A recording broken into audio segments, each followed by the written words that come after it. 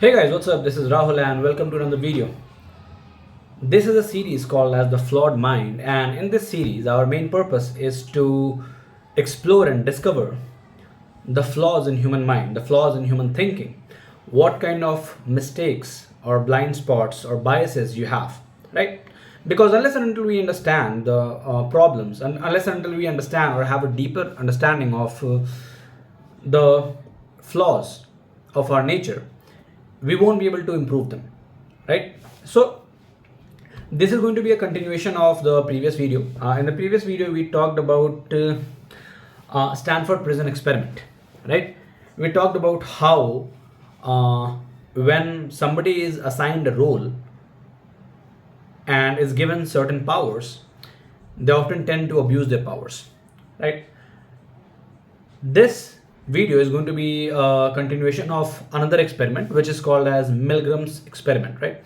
There was a person named Stanley Milgram, and he did an experiment in 1960s about obedience, right, and how people act in front of authority. This is going to be a very interesting experiment, and I am going to raise some important questions that I want you to ask yourself, right? I want you to take a critical look at yourself, because understand that these experiments have been replicated again and again and they show the same results, right? It's not that people of only a certain color or a country behave in a certain way. Okay, everybody behaves very, very similarly. So whether you like to believe it or not, whether you like the conclusions of these experiments or not, the chances are that you are also going to behave exactly in the same way if you are put in that environment, in that situation. चलो देखते हैं experiment क्या है, okay? So first of all, I want to build the premise by asking you some questions, right? I want you to seriously consider these questions. I asked the same questions in the previous video, but I'm going to repeat the questions again to you, right? So the question is, how far will you go to obey an order from an authority that you like? That you like or respect? How obedient are you?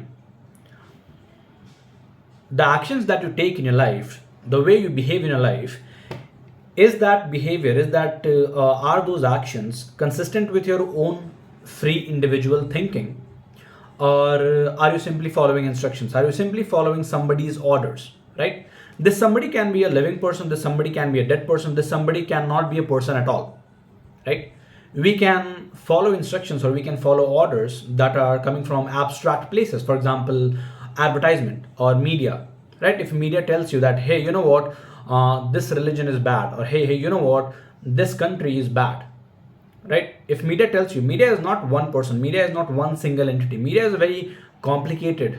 Media, religion, government, right, movies, your past history, these things are very complicated things, these things are very complicated abstract things, but they can also give you orders, right? You can also follow their instructions, either implicitly, like which is consciously you're following them, or you can follow it explicitly, which is without anybody telling them, you just are following them unconsciously.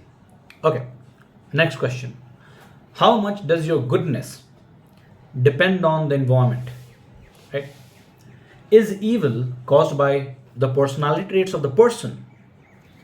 That means, is evil something which relies in some people? Like, are some people born evil?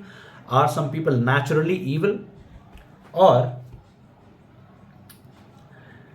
is evil caused by environmental or situational factors? Where does evil come from, right? And if so, if evil does come from situational or environmental factors, how strongly does that play a role? Does environment play a role in your behavior? In the behavior of whether you're going to do something good or whether you're going to do something bad. Okay.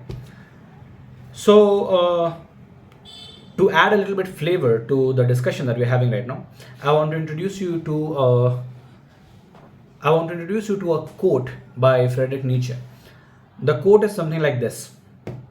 The quote is like, so I am not paraphrasing, but this is something what the quote says.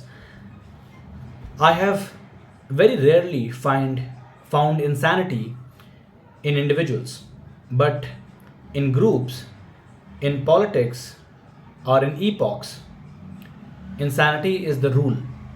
Okay. So just to like tell you again a little bit more slowly and a little bit more, maybe I'm gonna tell you in Hindi. Okay. So Friedrich Nietzsche ने क्या कहा कि एक single इंसान में पागलपन ढूंढना थोड़ा मुश्किल है। बहुत मुश्किल से तुम्हें एक सिंगल इंसान पागल मिलेगा, लेकिन एक ग्रुप में, जैसे कि एक वॉर, एक रिलीजन, एक गवर्नमेंट, राइट, एक ऑर्गेनाइजेशन, एक बिजनेस, इन चीज़ों के अंदर पागलपन ढूंढना बहुत आसान है। You can easily find an organization doing absolutely horrible, like questionably bad things, right? But they can get away with it just because they are a big organization. There is not one single person you can point out to. Okay. Chalo, I'm going to talk about the experiment itself. I'm going to tell you the facts and how the experiment was set up, so that you have an idea of what we are going through. After I'm done telling you about the experiment, I'm going to break the experiment down, and I'm going to try to make some similarities with Stanford prison experiment, right? Because this experiment and Stanford prison experiment are very similar in nature. Although there are little differences, although the motive for both the experiments are different, there are a lot of similarities between these experiments. So I'm going to talk about that. I'm going to talk about what are some of the core features, or not features, sorry. What are some of the core factors that affect people's behavior, including your behavior, right, in some situations. Okay, so let's start with the experiment. So first of all, here is the premise of the experiment, right? We lie and pretend about our control and free will. We lie about how good of a person we are, but in reality our behavior is much more sinister and complex and out of control. People have no idea. Almost more than 95% of their behavior is completely out of their control. They have no idea why they are acting the way they are acting. They have no idea where beliefs or their thoughts or the value systems are coming from. They have no idea that the plans they have made for the future or the reasons for pursuing some goals, where are the reasons coming from? They have no idea about that, right? So experiments like Stanford prison experiment and Milgram's experiment show how powerful situational and environmental factors can be. So to put it more bluntly, right, most people in the world, regardless of your color, caste, religion, age, gender, most people, almost 70 to 80% of the people will do absolutely horrible things to other people just because they are in a certain environment and an authority that they like and respect have told them to do so, or it is just consistent with their belief systems and value systems and the way they have been living so far, right? So their self-image. So if somebody believes that like, let's say for example, I'm going to talk about our country. Let's say somebody believes that Indians are good and Indians should be protected, right? And they watch a lot of media and they watch a lot of articles and social media. They will naturally believe that, okay, you know what, a certain group of people, maybe like Muslims are the problem. They are causing the problem, and once they have accepted this belief that we are good and they are bad, so everything that they do is going to be consistent with that belief, right? That is going to be the driving factor of a lot of their political beliefs or leanings or standpoints, or their religious or moral beliefs or standpoints. Okay, so here comes Stanley Milgram in 1960, right? There was an ad, and in that ad it said that Yale University is looking for some people who would be willing to participate for a small sum of money. They will be willing to participate in experiment related with human memory and I think human memory and thinking, right? So three kind of people were selected. The first person was the participant, right?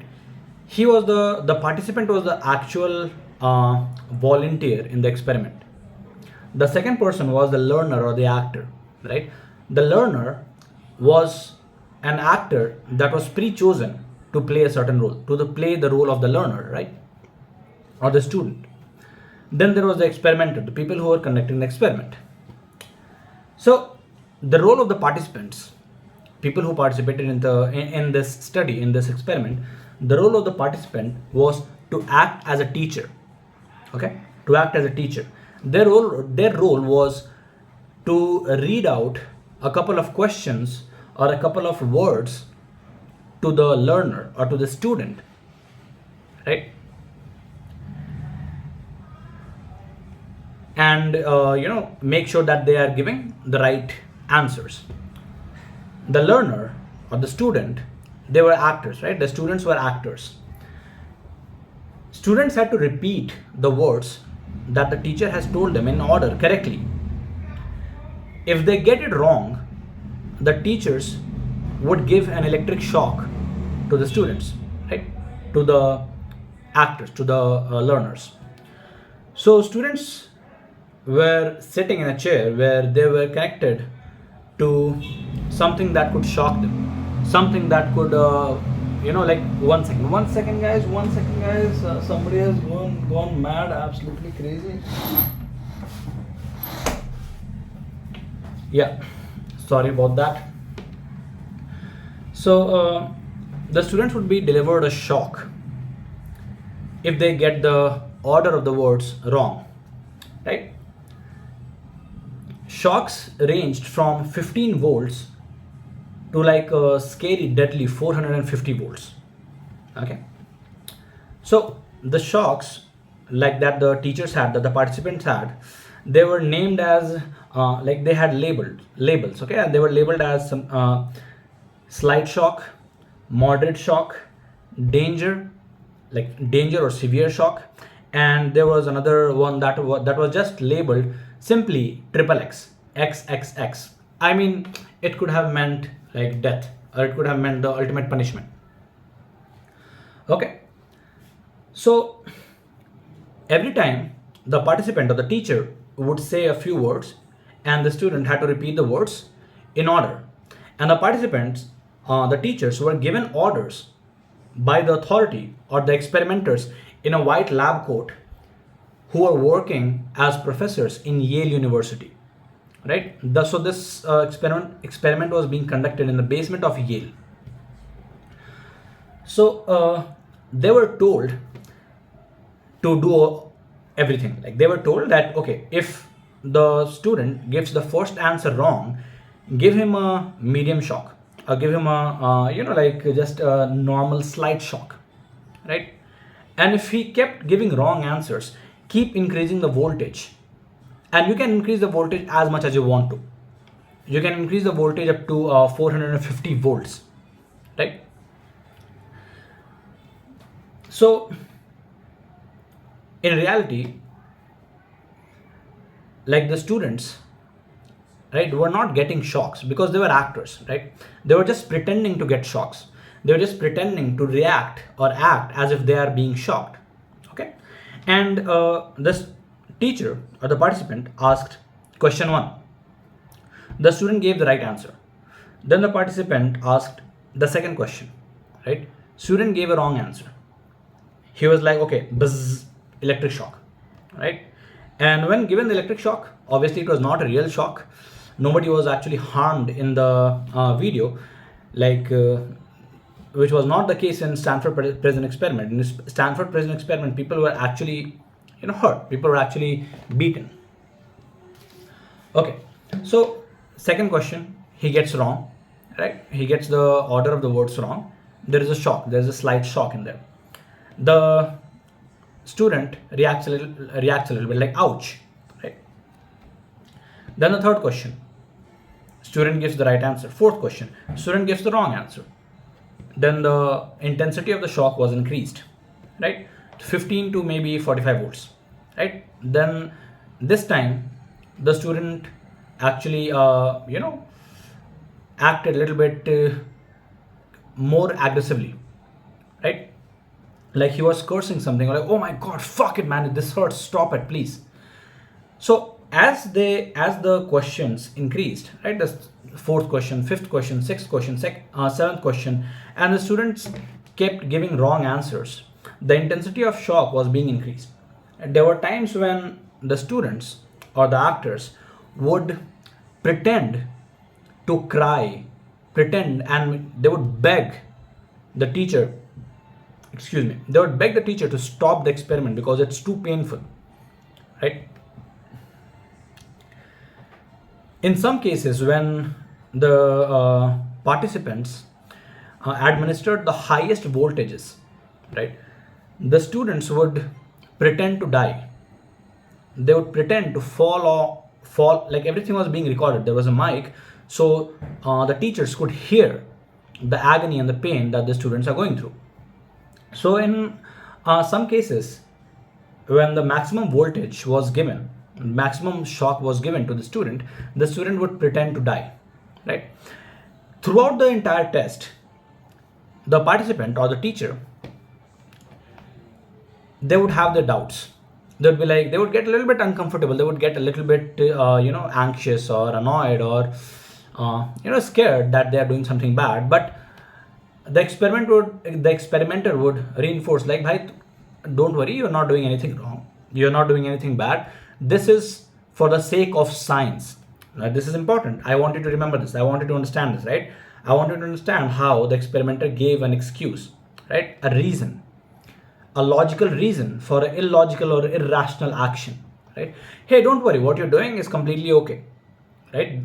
These shocks are not going to permanently hurt or harm the students.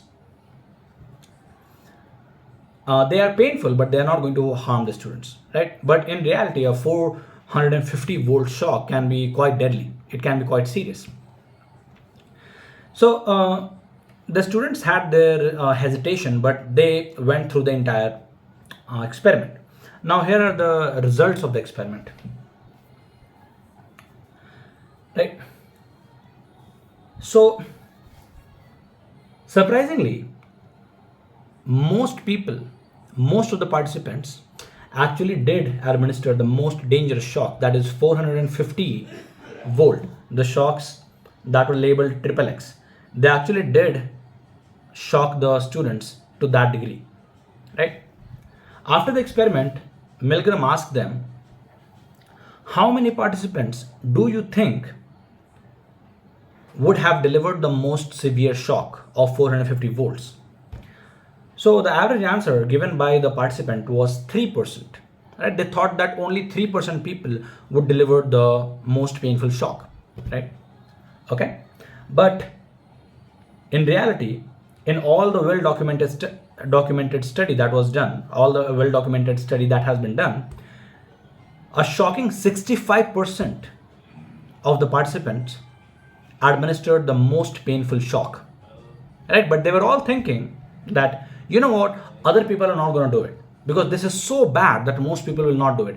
What I'm doing is so painful, so hurtful, so evil that most people are not going to do it. But majority did it. 65% did it. Okay. Now that's interesting. That's a very, very interesting point. That was a very interesting observation. So 65% of the participants, delivered the most painful shock, and 100% of the participants, all the participants, delivered shocks up to 300 volts. That was also shocking. 100% of the participants delivered shocks up to 300 voltage.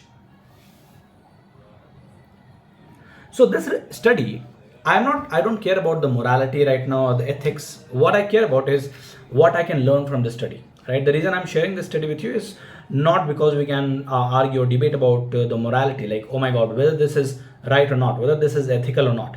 This might not be the most ethical thing that we have done, right? But that's not my place to comment. What I am worried about, what I care about is to extract some kind of lesson. Because these experiments, like Stanford prison experiment, Milgram's experiment or the Milgram study, these have been done again and again, right? In different countries with different age groups. And they have found results to be similar. What it means that all of us, 100% of the population on earth is capable of doing extremely painful things just because an authority has told them to do so. Yes, the fact is, all of these participants were uncomfortable. They knew that they were doing something wrong. Okay? They knew that this was going to hurt the student really bad. This was going to be very painful. Right? They might not have agreed that this is good or ethical, but at the end, ultimately, they did it. They took that chance. They made that decision. Okay, now that's an interesting thing to know. Like, you don't have to lie. You can hurt, you can kill somebody and not like it, right? You understand what I mean? Like, a lot of soldiers, a lot of, like military people, police people, army people, they go out and in wars in different countries, and they shoot people, they kill other people. Like, it's not enjoyable, it's not pleasurable, but they do it because the country, which is the authority that they believe in and that they like, have told them to do so. Okay, so what was happening in this study, and what are the common things in this study and the Stanford prison experiment? What can we learn about us, about ourselves, from both these studies? Right now, understand that the name of the series that you're watching right now is The Flawed Mind. Okay, so we are exploring, our job is to explore the flaws and the problems with our thinking. Right? How can we think more rationally? How can we become more wise? How can we start to think critically? How can we make independent, rational, wise, good decisions? This is the crux of the entire playlist. That's why almost everything that we're going to talk about in this playlist is going to be a little bit pessimistic or negative. Right? In later studies, yes, we are going to build on more positive grounds. We are going to talk about more positive things. We are going to talk about more interesting and hopeful things. We are going to talk about things that show good side of human nature. But in this playlist, in this series, we are going to talk about things that are a little bit horrible. Okay, now let's understand what were the similarities between these two experiments. The first thing was the presence of an authority. In both the cases, right, in both the experiments, like in the Stanford prison experiment, Philip Zimbardo, who was a professor of psychology, he was the leader of the experiment, right? And the experiment was done under under the Stanford College, right? Stanford College being a highly reputed, highly respected college in the world, right? And the professors and the teachers are also very highly respected, and they are authority figures. This is a very high authority ground, right? So the presence of Zimbardo plus the Stanford College itself in the first experiment, in the Stanford prison experiment, and in the second experiment, the presence of Milgram, Stanley Milgram, and the Yale University or the Yale College, right? I think it's a university, the Yale University. They are the authority figures, right? They are the authority figures. So the presence of authority fucks with your judgment, fucks with your mind. Even if you're going to do something right, you're going to think that, bro, but an authority is saying to do something like that. Who am I? How can I be so smart to deny or invalidate what they're saying? They must be right. Even if it feels wrong to me, even if it doesn't feel right to me, even if I am not okay with this, even if this feels sinister, uncomfortable, right, to me, authority have said it, so they must be right. Right? Some company has said it, so it must be right. Some professor has said it, so it must be right. I read this in some article, so it must be right, right? My religion tells me, right, to go out and conquer other villages, other religions. So my religion must be right. Like, so many people have been following my religion. Who the fuck am I to stand? If there are hundreds of millions or even billions of people doing this, how can I be the smart one? How can I be so smart to decide against that? Right? It doesn't make sense. A lot of people are going to discard their original thought, their original thinking, their original instincts, and they will go against themselves to obey the authority. The first thing. Second thing is social rules, right? Consistency bias. People act according to their previous decision, or people act accordingly to their belief systems, to their value systems, right? If you believe that like your religion or your culture is in danger or is being hurt by other culture or other religion, and they are bad and you are the good guys, then you're going to act accordingly. Another thing is rationalization. Human beings are very emotional creatures. We don't really understand why we do most of the things that we do, but after we have done something, then we rationalize to ourselves, like, you know what, I did this maybe because this, right? For example, we do impulse shopping. We go ahead and buy something that we should not be buying because we can't afford that. But what we do, that is an emotional decision, right? We come home and we are like, you know what, I have not bought something from a very long time, so it's okay, I bought it. This is called backwards rationalization. So we make decisions using emotions and then we rationalize it using logic. And everything that I'm saying is completely true for you too, right? So if you think that you are somehow better or above the rest of the humanity, then get off of your high horse, right? Get in the normal world. You are also a regular person. You are also an average person. As much you might think that what happened in Soviet Russia, or what happened, what happens when two countries go to war, and how can Americans do so many murders and kill so many people in other countries for oil and or for resources or in the name of democracy and freedom. Right? You might not like it. You might not, you might be like, oh my God, these people are so evil. These people are so bad. But you know what? Most of us, including me and you, would have done the same thing if we were born in the same time, in the same situation, and in the same environment. We are lucky. We are privileged to born in an environment or a place in which we don't have to act like that. We don't have to go all crazy. We don't have to go all cavemen and evil and aggressive and like kill everybody. We are lucky that we are born in a good environment. Okay. So just like in the Stanford prison experiment, the prison guards treated prisoners like animals with brutality, right? They knew that they were doing something wrong.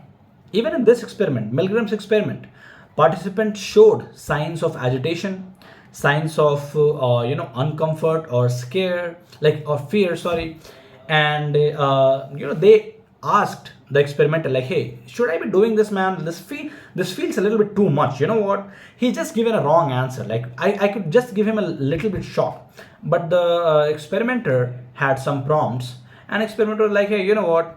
No, you can do it. Don't worry, nothing is gonna happen, or you have to do it, or something like that. They gave some prompts, and the participant went along with it, right? Even against their better judgment. And we do it all the time. Like people smoke, and it causes them to cough. It causes them to deteriorate their health. Right? Smoking is gonna eventually 100% chances of you dying from smoking, right? But like we go against our better judgment because we are addicted, because we have been smoking for such a long time and it feels so familiar that then why stop? Okay. So in Milgram's experiment too, they were simply following orders. Their justification was that, hey bro, you know what, I was simply following orders of the authority. This is not my fault. I'm not a bad person.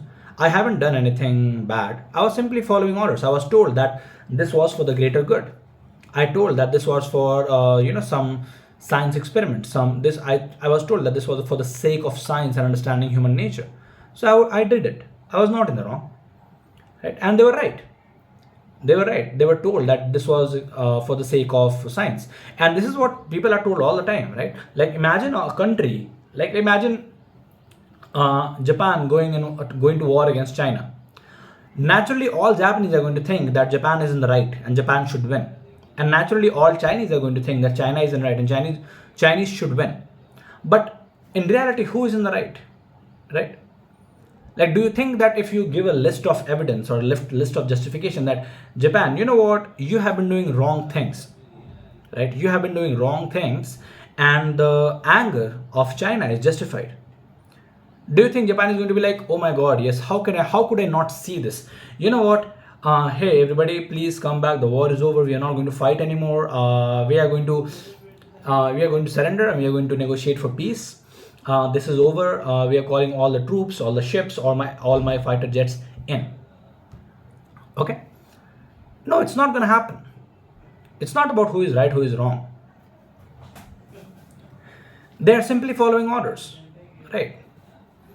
So even if they didn't like what the orders were, they were still submissive, obedient, and show the tendency to abuse the power. Like it or not, we are also just like them. If you were a soldier in World War One or Two or any other war, you would have killed hundreds of people without hesitation. Why? First thing, because your country and the authority, like the country, your religion, your army, your sergeant, your seniors, everybody that you love and respect and you see as an authority, told you that you have to do so. This is called as authority bias, right? Bias towards authority. What authority bias does is like it attributes the decisions of authority as correct. It attributes higher correctness, or in simple words, what authority bias is tendency of people to think that what the authority is saying must be right, right? अगर इतनी बड़ी authority है Indian government, right? Yeah, like let's say some state government, इतना बड़ा authority है, like there are thousands of smart people in that authority. If they are saying something, it must be right. Even if I believe in something opposite, I should believe in them. I should still go against what I believe in. I should do what they're saying. Authority bias. Second reason is commitment bias. Since you have already joined the army, you have taken a lot of steps, right? Like nobody accidentally ends up in the army one day.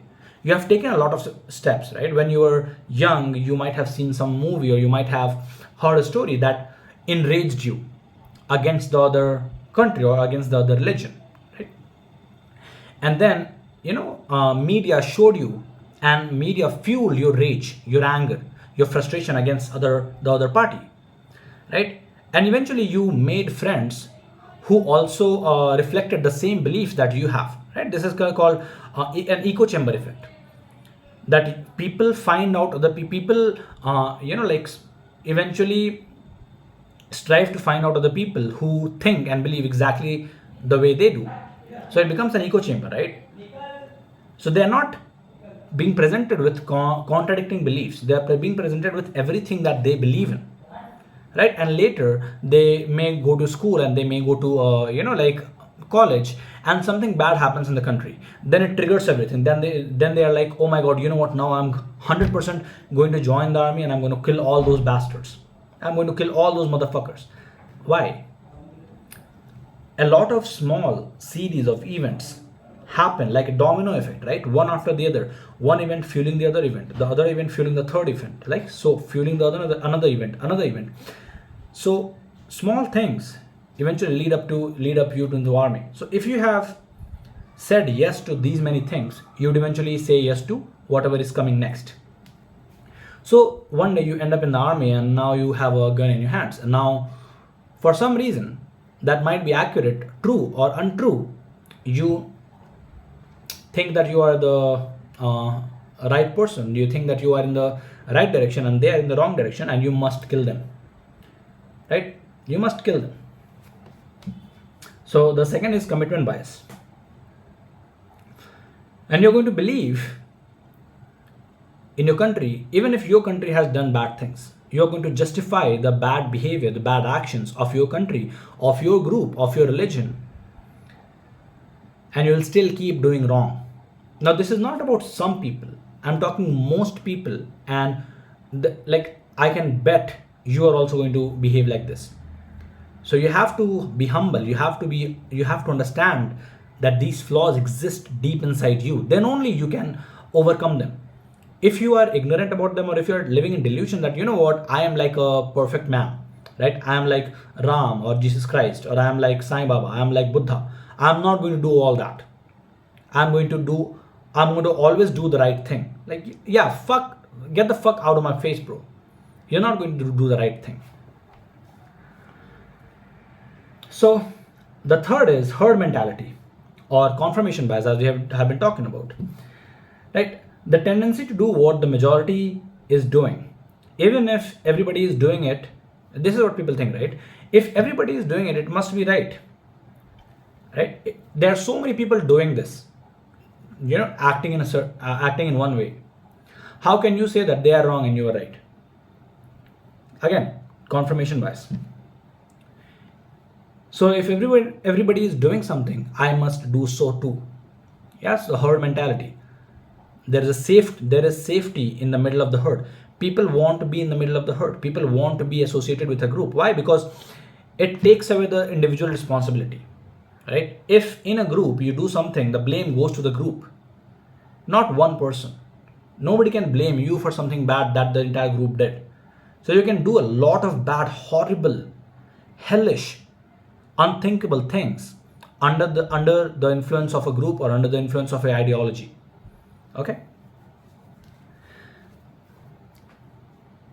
The fourth reason, inability to trust your own judgment and too much reliance on authority.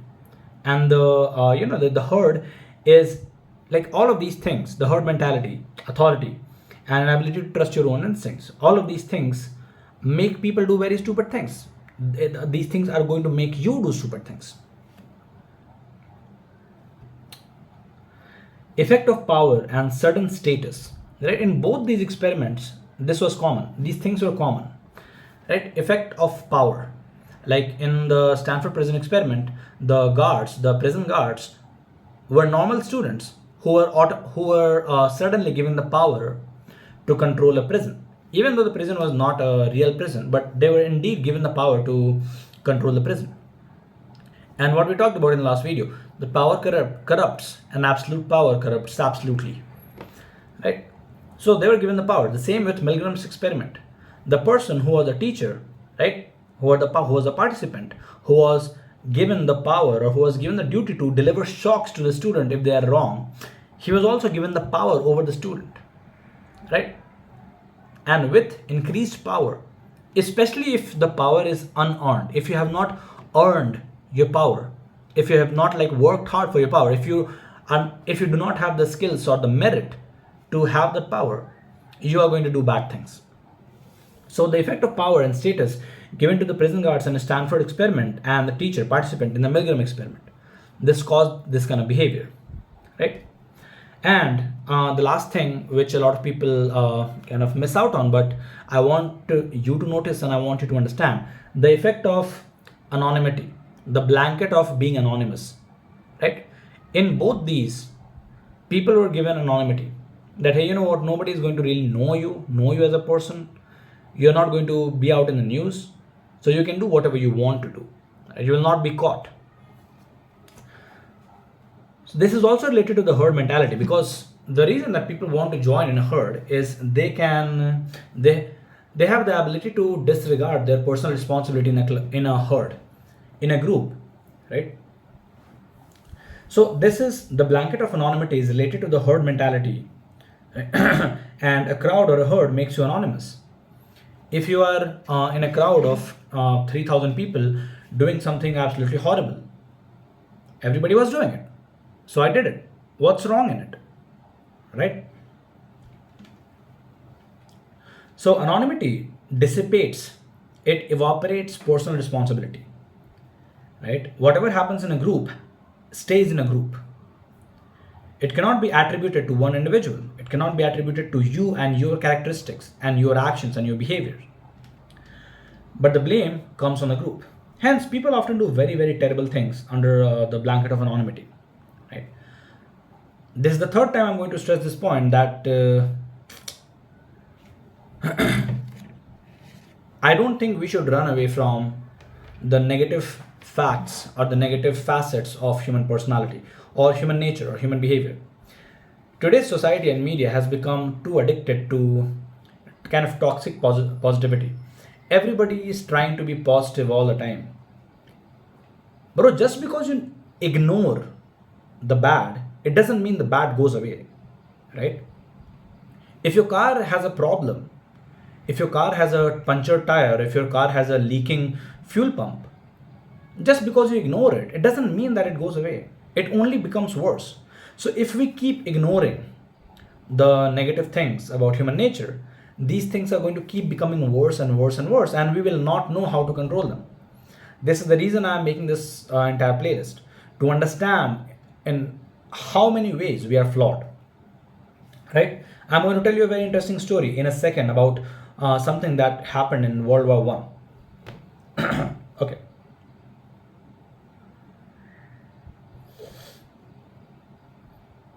So the story of World War One. What happened is during World War One, Christmas was happening. Christmas was coming to a point, right? Christmas was coming, and there was a line where two troops were fighting, the German troops and the English troops. And on the day of the Christmas, they stopped fighting. This is called as Christmas truce. On the day of the Christmas, they stopped fighting. They celebrated Christmas together. They played football. They shared stories for a while. For some time, there was peace, right? There was also some myth or some fake news that was being circulated that the war is over. Now they were all chilling.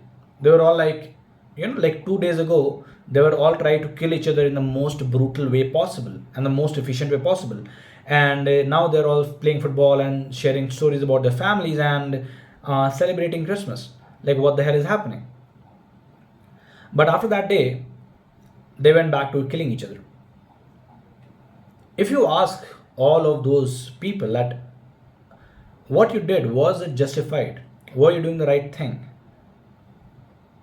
They would say that, you know what, I was just following orders. I was trying to protect my country. Germans are going to say, I was trying to protect my country. They're just following the orders of an authority, right? This is so mind blowing when you come to think about it, when you understand it properly.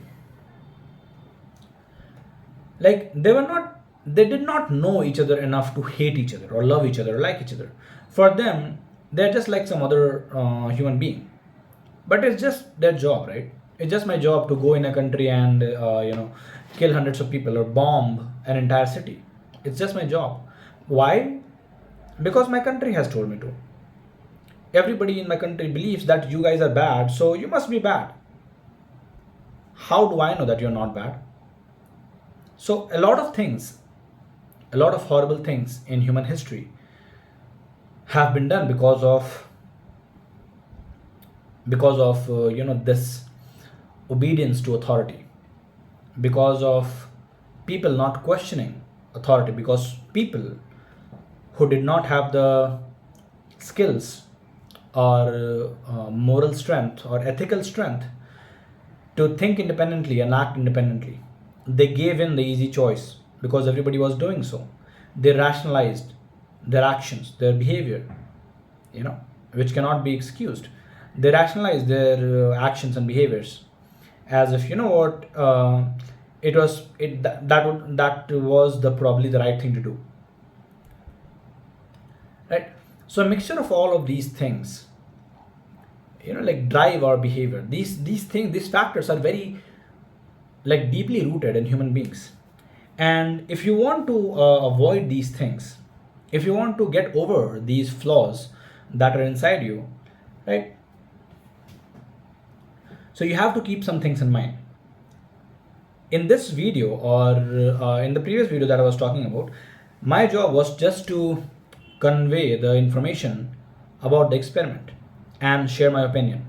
I'm not giving you an actionable advice right now to do this. I'm not imposing a moral belief or ethical action on you. I'm not imposing like an ideology on you. I am simply trying to talk about something that I think you should be aware of, I should be aware of, I think a lot of people should be aware of. Okay? So you are free to make your own interpretations. You are free to take away whatever you can from these videos. But what I would leave you with is this.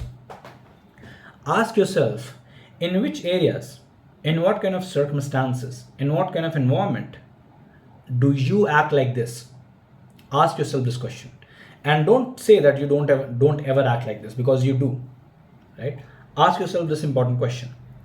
Another question you can ask yourself to realize these flaws inside you is, try to find where have you acted in a similar way in past. Like, why do you love a certain group of people and why do you hate a certain group of people? Try to rationally find out, are they really as bad as you think they are? Are they really as good as you think they are? Try to question, where do your belief systems come from? Try to understand, try to ask yourself a question, like, just simply ask yourself a question. You'll be shocked. Ask yourself this question. What are my belief systems? What do I believe in? Where do my belief systems come from? What are my values? Where does my value system come from? Ask yourself these questions. Learn to take a critical look before pointing out in the entire world. First, point to yourself and start asking yourself things critically. That, what, maybe I am not all good. Maybe I am bad. And if I am bad, if I am flawed in a lot of ways, in what areas I am flawed? Where else am I making these mistakes? Ask yourself these questions, right? And learn to trust your individual judgment, even if it means going against everybody else. Okay?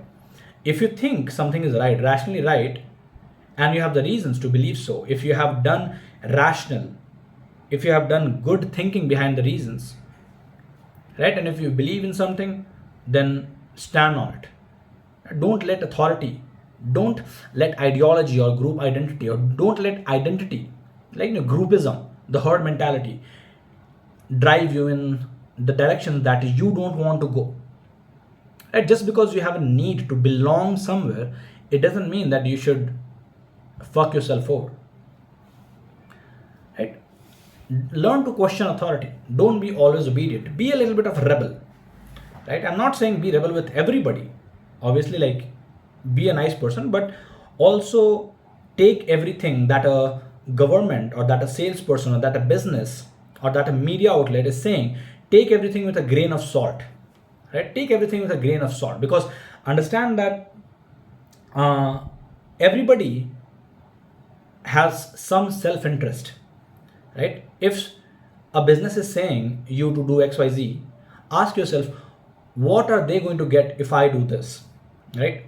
What might their self-interest be? If a politician is asking you to do all this, like say, think like this, act like this, behave like this, right?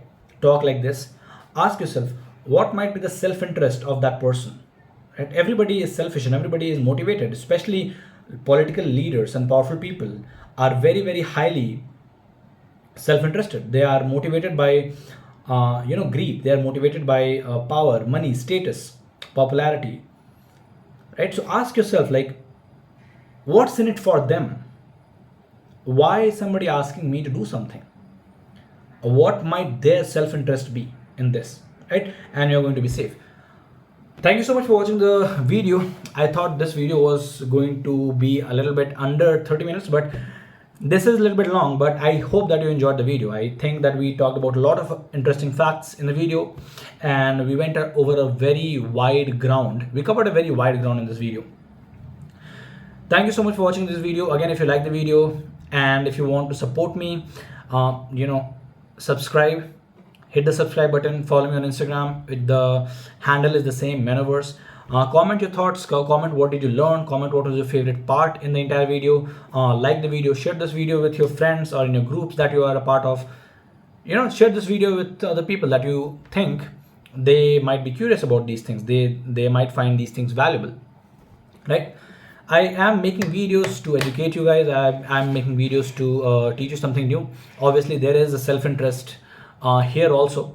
I'm also interested in building my brand, building my online traction, building my online presence, hopefully in the future building a business, building a community of people who believe in rationality, who believe in rational thinking, who believe in mindful living, right? Who believe in self optimization, who believe in wisdom, who think or who see the world as the world it is, as the world actually is, not according to their own beliefs and not according to their own, willful ignorance. This is the kind of community I'm trying to build up. You can say that this is a community which is something like wise warrior, right? Something like a wise warrior and somebody who's a warrior and somebody who's also wise, right? So yeah, please support me if you like the video, share it, promote it. Thank you so much for watching. Have a great day. Bye bye.